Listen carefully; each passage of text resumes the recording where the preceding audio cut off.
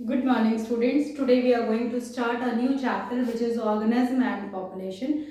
In this chapter, we'll study about various definitions describing the population, describing the growth in population or the density or mortality, natality, all these terms, the terms which describes a population increase in its size or decrease in its size and the factors affecting this the population. So this, as per the reduced syllabus, only definitions you have to learn or you have to memorize the definition. So first of the all the definitions will write, and the terms you must, the definitions must be clear to you.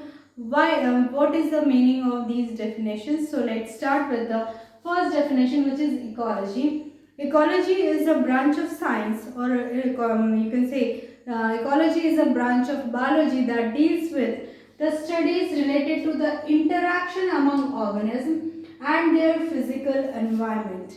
Interaction among organisms means that how they are affecting each other, how they are dependent or related with each other, or with the individuals of the same species, with the individuals of different species. So their interaction, their effect, or their effect by the other individuals. So their relationship is studies, like if they are parasitic or they are parasites to a population, then they affect the host. So which host it would affect?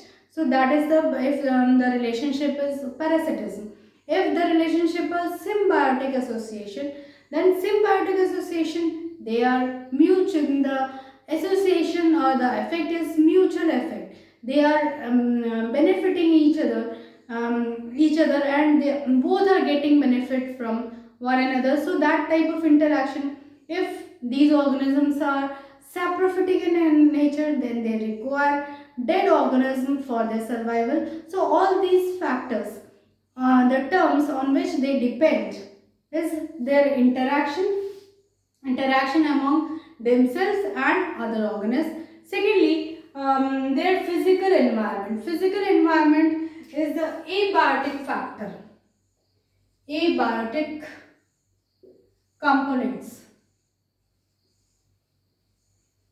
Now, abiotic component is the climatic condition of a particular area, because the climate, it affects most to an individual surviving in an area. If the requirement of that individual is that it requires lots of water, then it may not survive. It can survive in aquatic environment, not in a terrestrial environment. So that environmental condition, the soil, if the soil is dry or damp or moist, so all these the factor like soil, then climatic condition, the rain or the weather, hot or dry weather, or the abundance of species on which it can feed on, availability of space, all these abiotic components also affect an organism. And this, under this branch, we study about their interaction and their effect, that effect by the abiotic component on these individuals. Next is population. How do you describe a population? For describing a population, it you can say that population is the sum total of all organisms.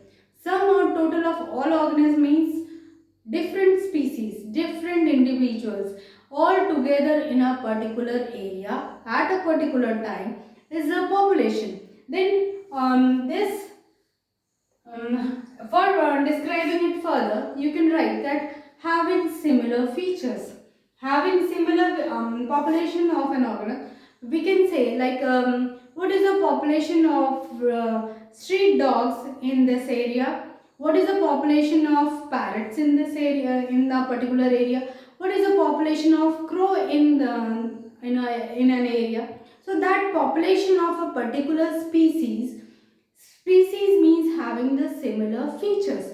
So that population different populations would be there in an ecosystem, in a biosphere, but we are mentioning about about the population of a particular species.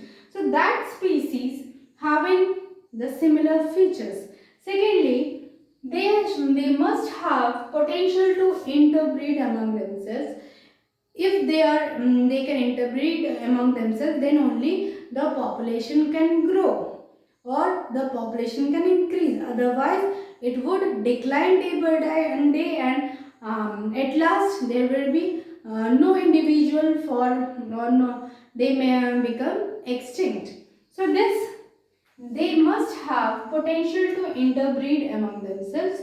Second, and the last point is, when they interbreed, the offspring produced must be a fertile offspring, because nowadays experimentally fertilization is carried on by artificial insemination or various modes, but that experimental methods or modes, when applied, it is not sure that the individual produced or the offspring produced is a fertile offspring, because then it would be restricted to that particular time period only. Otherwise in the features would not be carried to the next generation. So that it must be carried to the next generation. It must be the population must be added to or the individuals must be added to a population. For that addition, the offsprings produced must be fertile offspring.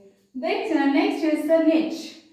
Niche, there may be various different niche in a particular habitat. Niche is that the surrounding, an individual along with its surrounding, that each for each species the environment, every and its relation, its interaction is different with as compared to the species of a different organism. So that difference here, it represents the range of conditions, range of environmental conditions it can tolerate.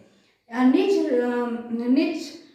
which whether it is a terrestrial or aquatic niche or any this, so the range or conditions for tolerance could be different. Whether temperature, then soil texture, the vegetation, everything could be different, and the resources it utilizes for its survival is also considered as a component of a niche. Resources an individual or a species utilizes for its survival, and its functional role in ecology.